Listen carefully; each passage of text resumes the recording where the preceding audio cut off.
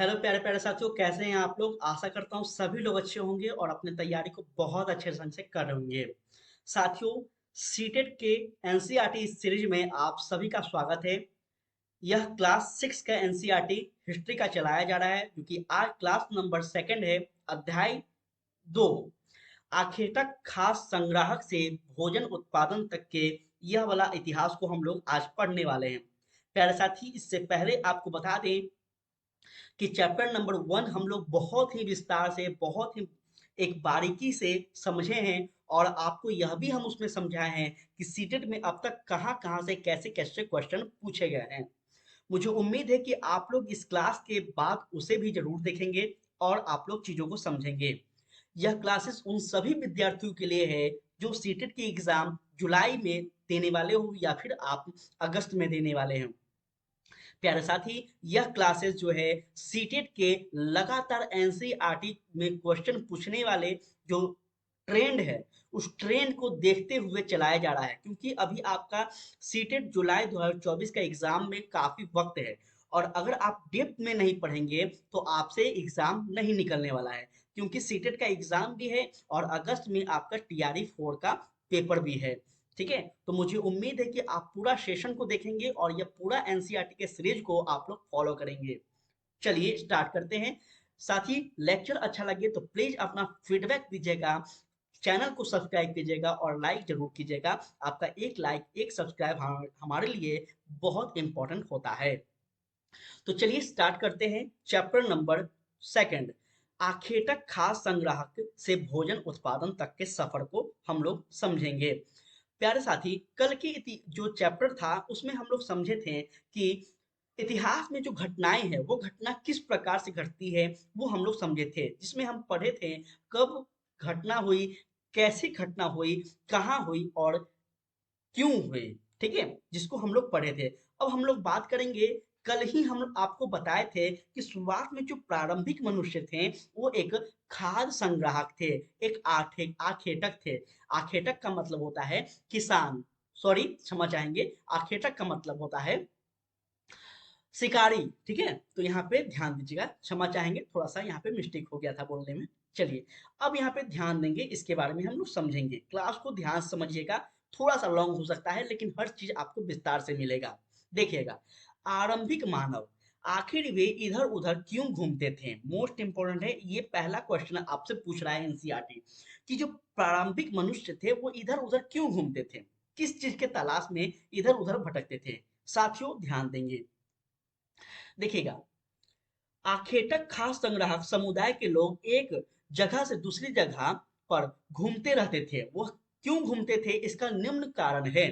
पहला कारण है यह कि अगर वे एक ही जगह पर ज्यादा दिनों तक रहते तो आसपास के पौधों, फल और जानवरों को खाकर समाप्त कर देते थे। इसलिए और भोजन की तलाश में इन्हें एक जगह से दूसरी जगह जाना पड़ता था। पहला कारण ये हो गया। ठीक है, कुछ महत्वपूर्ण कारण है जो कि अलग अलग बिंदुओं में आपको समझना है कि जो प्रारंभिक मनुष्य थे वो एक जगह से दूसरी जगह आखिर क्यों घूमते थे। दूसरा कारण की अगर मैं बात कर लूं तो दूसरा कारण आपका है साथियों, यहाँ पे दूसरा कारण यह है कि जानवर अपने शिकार के लिए या फिर हिरन और मवेशी अपना चारा ढूंढने के लिए एक जगह से दूसरी जगह जाया करते थे। इसलिए इन जानवरों का शिकार करने के लिए वे लोग भी इसके पीछे पीछे जाते थे। ठीक है ना, क्योंकि प्रारंभिक जो मनुष्य थे ये आखेटक हैं। ठीक है, शिकारियों पर निर्भर है, ये अभी खुद का भोजन नहीं बना रहे हैं, जिस कारण से यह दूसरे पे आश्रित हैं, इसलिए यह पीछे पीछे उनके जा रहे हैं। ठीक है, चलते हैं आगे, आगे और समझते हैं और क्या महत्वपूर्ण कारण था। देखिएगा, तीसरा कारण है साथियों आपके सामने।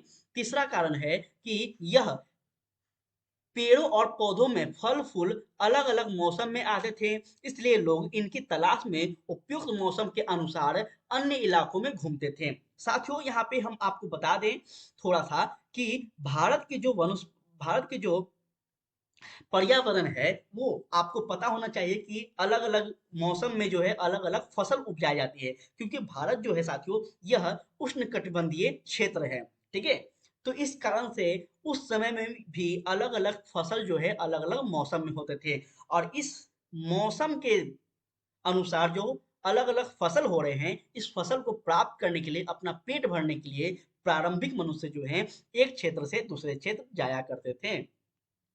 चौथा कारण यह है कि पानी के बिना किसी भी प्राणी या फिर पेड़ पौधे का जीवन इतना संभव नहीं होता और पानी जो है पानी झील झरने तथा नदियों में ही मिलता है। ठीक है, यह कारण था कि कई नदी और झील का पानी कभी कभी सूख जाता था। कुछ झील और नदी में पानी बारिश के बाद ही मिलते पाते थे, इसलिए ऐसी झीलों और नदियों के किनारे बसे लोग को सूखे मौसम में पानी के तलाश के लिए इधर उधर भटकना पड़ता था। अब मानकर चलिए फॉर एग्जाम्पल मैं बिहार का ही बात कर लूं, तो बिहार में आप देखेंगे कि जो उत्तर उत्तर बिहार है, उत्तर बिहार के कुछ ऐसे क्षेत्र हैं जो कि बिल्कुल सूख जाता है। ठीक है, और दक्षिण बिहार के कुछ ऐसे क्षेत्र हैं जो कि हमेशा पानी होता है। ठीक है, लेकिन आप बरसात के मौसम में देखोगे तो उत्तर बिहार का ये सारा क्षेत्र जल से भरा पड़ा होता है और वहीं दक्षिण बिहार की बात कर लें तो ये सुखाड़ ला देता है।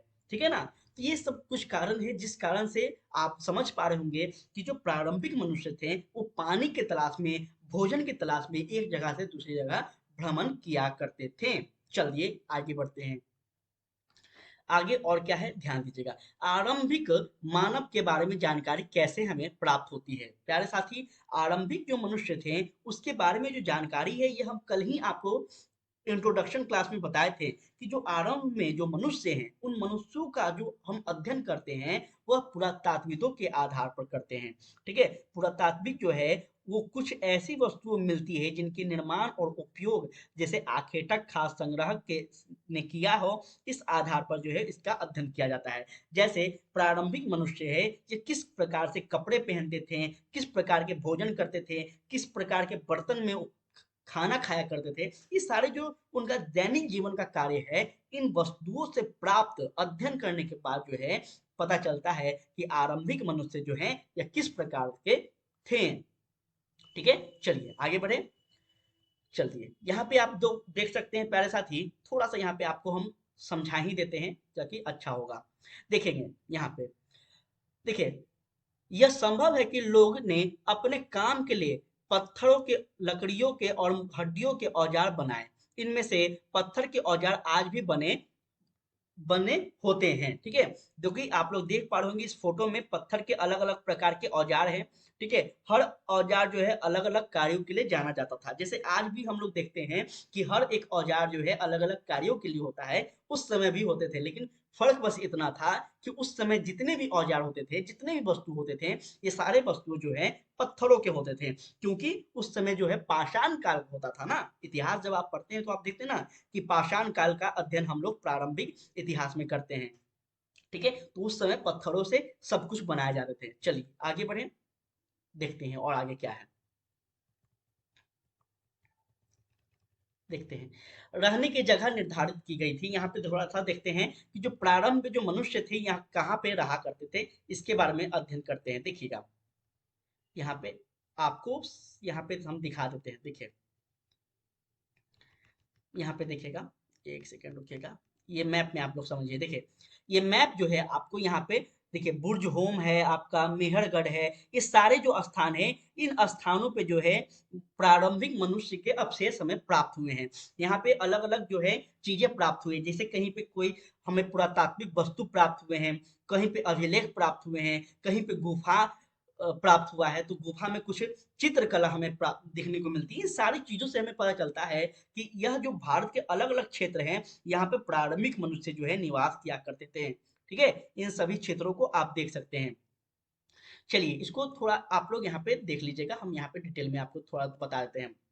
देखिएगा, देखिए भीमबेटका की अगर बात करें तो भीमबेटका जो है साथियों ये आधुनिक मध्य प्रदेश में पड़ता है। इस पूरा स्थल पर गुफा व कदराएं मिली है। ठीक है, लोग इन गुफाओं में इसलिए रहते थे क्योंकि यहाँ उन्हें बारिश, धूप और हवाओं से राहत मिलती थी। ठीक है ना, इसको समझिएगा आप लोग। अब आज वर्तमान में भी हम लोग घरों में रह रहे हैं, तो घर में क्यों रह रहे हैं, इन चीजों से बचने के लिए ना। हमारे सर पे जो छत है किस लिए है, प्राकृतिक आपदाओं से बचने के लिए, चाहे हम किसी भी चीज की बात कर ले, चाहे हम वर्षा की बात कर ले, हम हवा की बात कर ले, हम धूप की बात कर ले, तो इन चीजों से बचने के लिए प्रारंभिक मनुष्य भी प्रयोग करते थे, जो कि गुफा का प्रयोग करते थे। अब देखिएगा, इन गुफाओं में अलग अलग प्रकार की जो है कलाकृति की जाती थी, ठीक है, जो कि आज के समय में यह कलाकृति जो है हमारे एग्जामों में पूछे जाते हैं। यह कलाकृति की अगर मैं बात कर लूं तो यह एक शैल चित्र है, ठीक है, ये क्या है, एक शैल चित्र है। जिन गुफाओं में लोग रहते थे उनमें से कुछ की दीवार पर चित्र मिले हैं।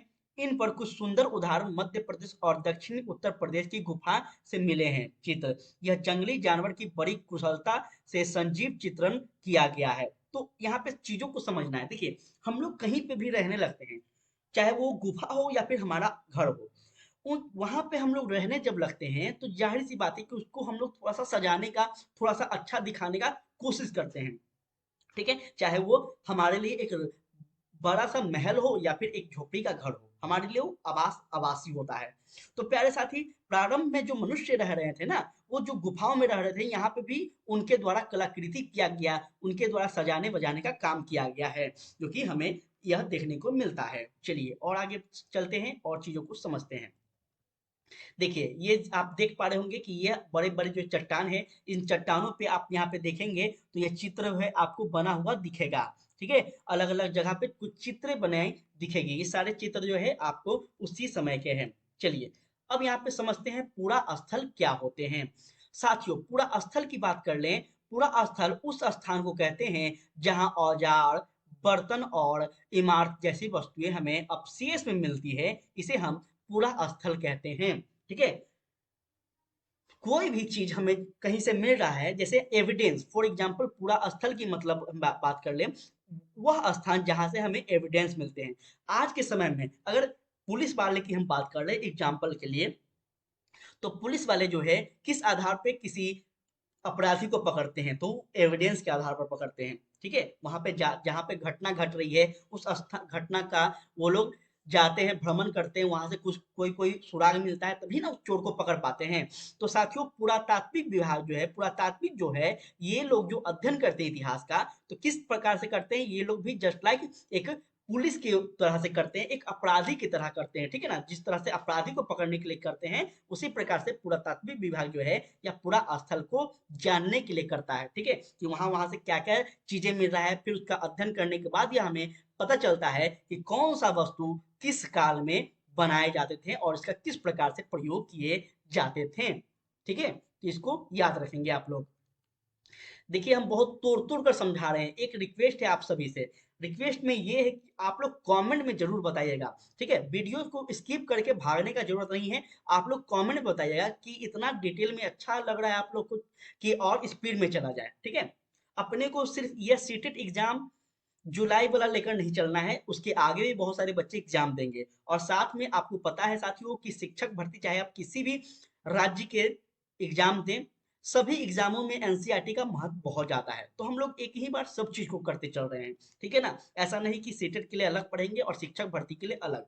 तो इस पर्पज से हम आपको बहुत विस्तार से पढ़ाते चल रहे हैं। आपसे उम्मीद है कि आप भी थोड़ा सा ध्यान से पढ़ेंगे, क्लास को आराम से देखिएगा, ठीक है। चलिए अब यहाँ पे देखेंगे आग की खोज के बारे में। देखिए, आग की खोज की अगर मैं बात करूँ तो साथियों, आग की जो खोज की गई है, ये आपको सीधा सीधी मैं बता दूं तो ये आपको नव पाषाण काल में कब की गई है, नव पाषाण काल में की गई है आग की खोज। क्योंकि इसी समय आपका कृषि का खोज होता है, आग जो है इसका खोज होता है, और बहुत सारी चीज का खोज होता है। इसलिए नव पाषाण काल को आरंभिक युग कहते हैं, मनुष्यों का आधुनिक युग भी कहते हैं, ठीक है। ये सारे बात आप लोग याद रखेंगे, ज्यादा कुछ इसमें जानने का नहीं है।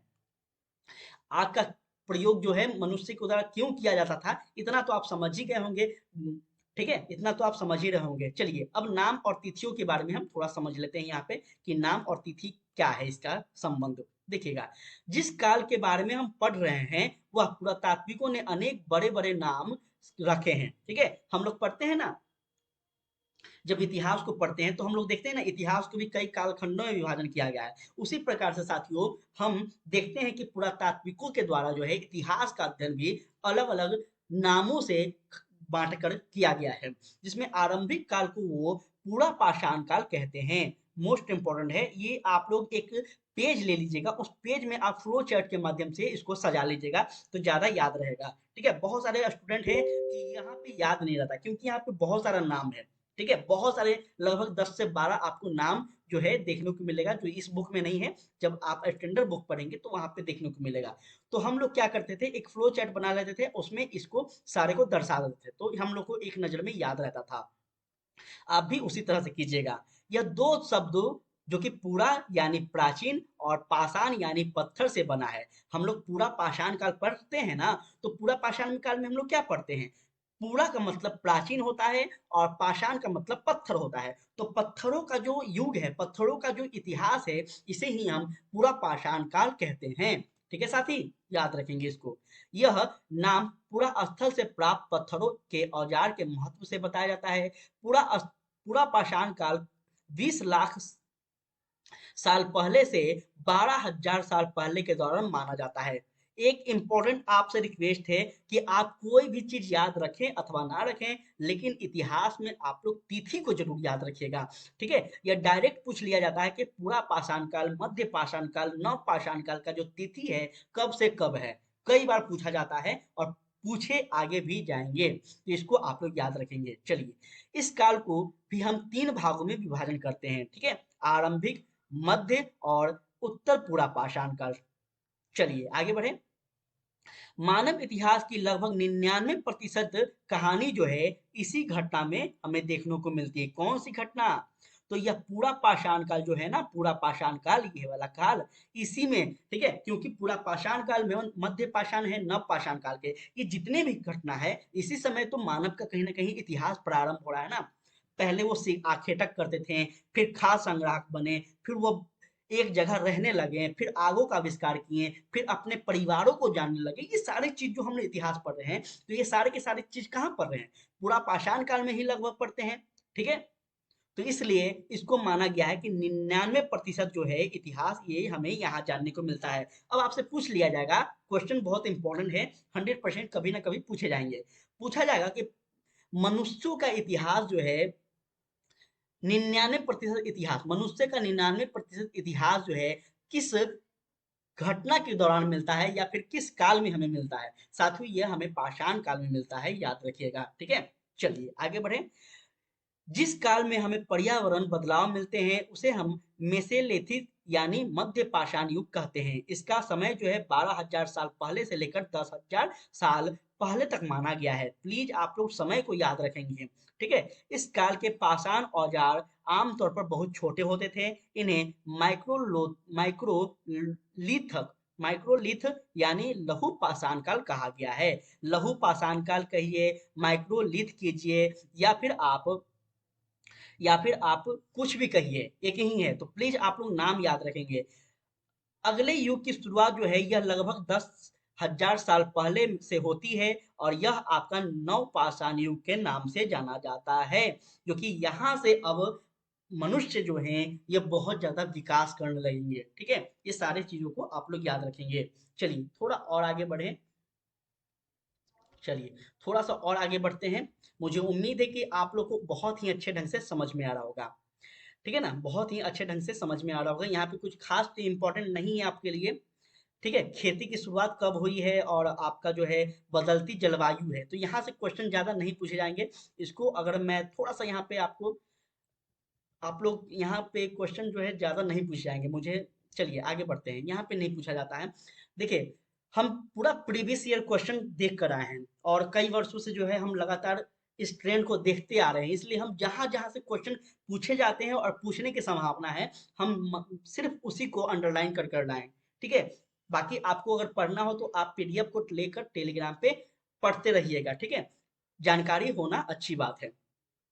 ठीक है, चलिए, बसने की प्रक्रिया, अब लोग किस प्रकार से बसते थे, हम शुरू में बताए ना आपको कि लोग जो है घुमंतु किस्म के प्राणी थे ना, एक जगह से दूसरी जगह जाया करते थे, हम शुरू में ही पढ़ चुके हैं। अब लोग बसने की प्रक्रिया प्रारंभ होगा, लोग जो है एक ही जगह बसेंगे। चलिए देखते हैं कैसे। लोगों के द्वारा पौधे उगाने और जानवरों की देखभाल करने को बसने की प्रक्रिया का नाम दिया गया है। प्यारे साथी, हम आपको बताए ना कि नौ पाषाण काल जो है, यह नौ पाषाण काल प्रारंभिक मनुष्यों का बहुत ज्यादा विकास करता है।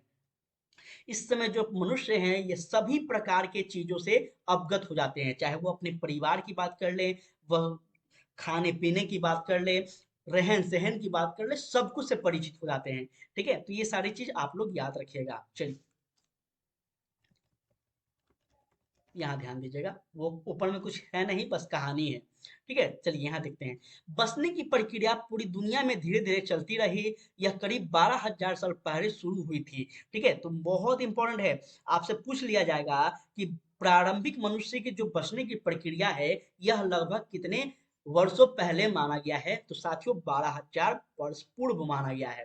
ठीक है, वास्तव में आज हम जो भोजन करते हैं वो इसी बसने की प्रक्रिया की वजह से हुआ है।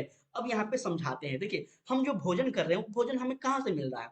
शुरुआत में जो मनुष्य थे, प्रारंभिक मनुष्य, वो एक छोटे से बीज को लगाए। ठीक है, वो जो फल फूल खाया करते थे उस बीज को बीग दिया करते थे, फेंक दिया करते थे, तो वो गलती से वृक्ष निकल गया। और जब वो वृक्षों के बारे में उनको पता चला तो वो एक ही जगह रहने लगे, फसल उपजाने लगे, खेती करने लगे। तो ही वही खेती ना आगे विकास हुआ, तो आज हम लोग भोजन कर पा रहे हैं क्या। तो इस प्रकार से आपको समझना है। कृषि के लिए अपनाए गए सबसे प्राचीन फसल जो है, मोस्ट इंपॉर्टेंट है, गेहूं जौ। ठीक है, ये कल के क्लास में भी हम पढ़े थे। और आपको बता दें कि 12 जनवरी 2024 को जो पेपर हुआ है सीटेट का, इसमें डायरेक्ट आपका क्वेश्चन पूछा है, यहाँ से डायरेक्ट क्वेश्चन पूछा है। क्वेश्चन नंबर की अगर मैं बात कर लूँ तो 42 है। ठीक है, ये भी आप देख सकते हैं। इसी प्रकार अगर हम थोड़ा और पीछे जाएं तो आपको हम, मुझे वो अभी पूरा डिटेल में याद नहीं है, शायद मुझे 2023 की, हाँ 2023 की अगर मैं बात कर लूँ तो 2023 में भी 3 क्वेश्चन जो है डायरेक्ट सीटेट से पूछा गया था। और ये सारे प्रूफ हम जब आपको दिखाएंगे तो आपको विश्वास होगा। अभी हम थ्योरी क्लास खत्म कर लेंगे, उसके बाद आपको जो एमसीक्यू सीरीज में चलेंगे ना, तो सब हम आपको प्रूफ के साथ दिखाएंगे कि कौन कौन से क्वेश्चन कहाँ कहाँ से पूछे गए हैं अब तक। अब यहाँ देखेंगे क्या इंपॉर्टेंट है। देखिएगा, एक नवीन जीवन शैली, यहाँ कुछ खास नहीं है अपने लिए, बस यहाँ समझते हैं। जब लोग पौधे उगाने उगाने लगे तो उनकी देखभाल के लिए उन्हें एक ही जगह पर लंबे समय तक रहना पड़ा।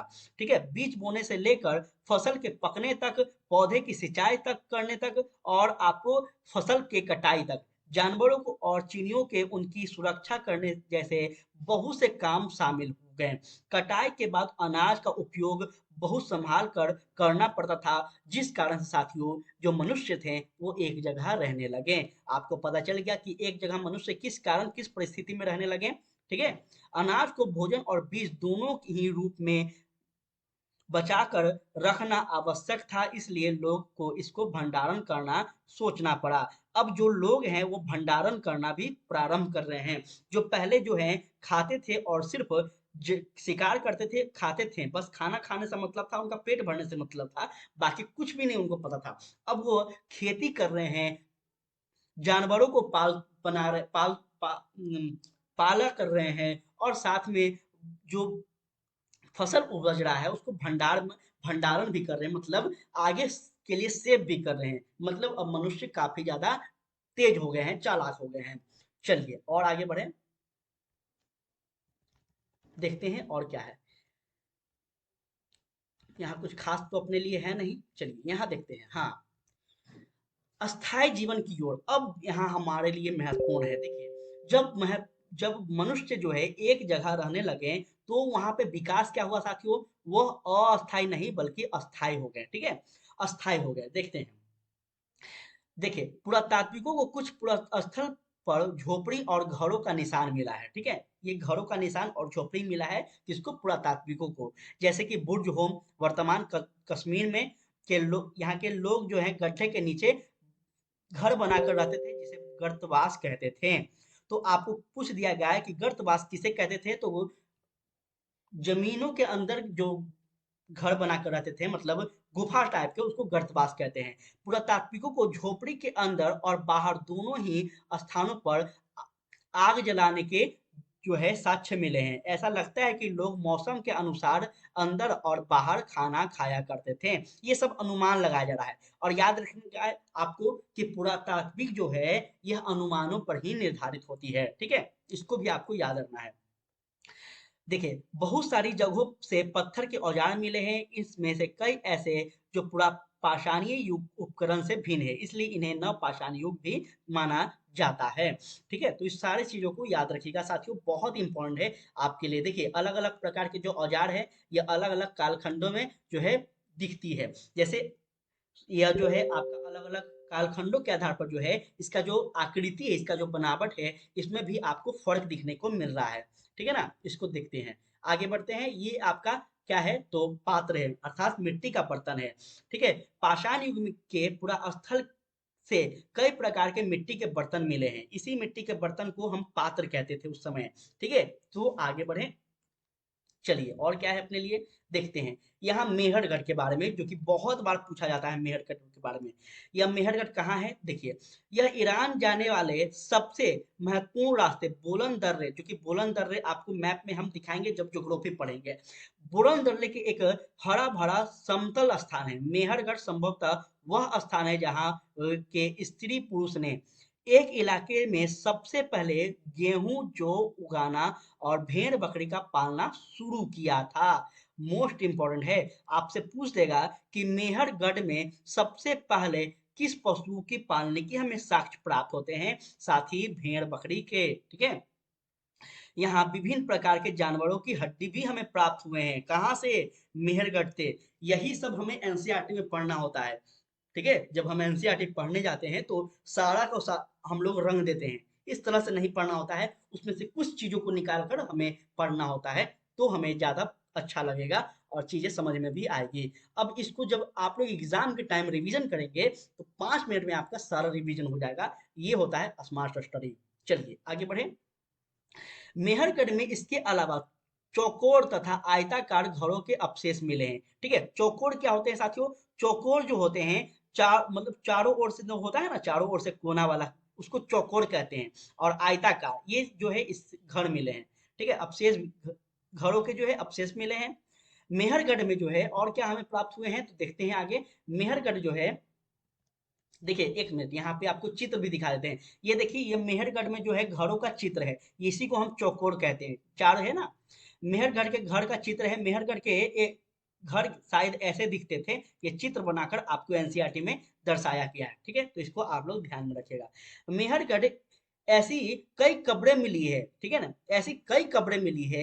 एक कब्र में एक मृत के साथ एक बकरी को भी दफनाया गया है। मोस्ट इंपॉर्टेंट है, ये मोस्ट इंपॉर्टेंट है। कई बार क्वेश्चन में पूछा गया है एग्जामों में कि हमें किस स्थान से कब्रों में पशुओं के दफनाने के साक्ष्य मिलते हैं, तो साथियों ये मेहरगढ़ से मिलते हैं। इसको जरूर से याद रखिएगा, बहुत बार पूछा गया क्वेश्चन है। और ये मैं सिर्फ सीटेट की नहीं बल्कि अलग अलग कंपटीशन एग्जामों की बात कर रहा हूँ।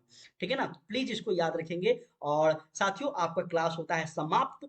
कैसा लगा क्लास जरूर बताइएगा। मुझे उम्मीद है कि आपको हम सब कुछ बहुत विस्तार से समझाने का कोशिश किए हैं। एक छोटा सा प्यारा सा रिक्वेस्ट है आप सभी से कि क्लास में अगर अच्छा है, बुरा है, कुछ भी है, तो प्लीज आप लोग कमेंट के माध्यम से अपना फीडबैक जरूर दें, ताकि आगे भी आपका ये क्लासेस रेगुलर बना रहे। ठीक है? और प्यारे साथी, क्लास को एक चीज आप लोग ध्यान में रखिएगा, एनसीईआरटी हम पढ़ने आए हैं, और एनसीईआरटी जब तक नहीं पढ़ेंगे हम सीटेट एग्जाम कभी नहीं निकाल पाएंगे, या फिर कोई भी कंपटीशन एग्जाम नहीं निकाल पाएंगे। तो प्लीज आपसे रिक्वेस्ट है, विनती है, एनसीईआरटी जरूर पढ़िए, चाहे मुझसे पढ़िए चाहे कहीं भी पढ़िए, एनसीईआरटी जरूर पढ़ें। साथ में आप अगर मुझसे पढ़ते हैं तो टीआरई 3 और 4 के लिए जो क्लासेस जीके जीएस के चलाए जा रहे हैं, इसको भी फॉलो करें, तब आपका दोनों के दोनों साथ में कंप्लीट होते रहेंगे और रिवीजन होते रहेंगे। ठीक है? पीडीएफ के लिए साथी आप हमारे टेलीग्राम और व्हाट्सएप ग्रुप में जुड़ जाएंगे, जहां पे आपको पीडीएफ मिल जाएंगे और क्लासेस के अपडेट। आज के लिए इतना ही। जय हिंद, जय भारत।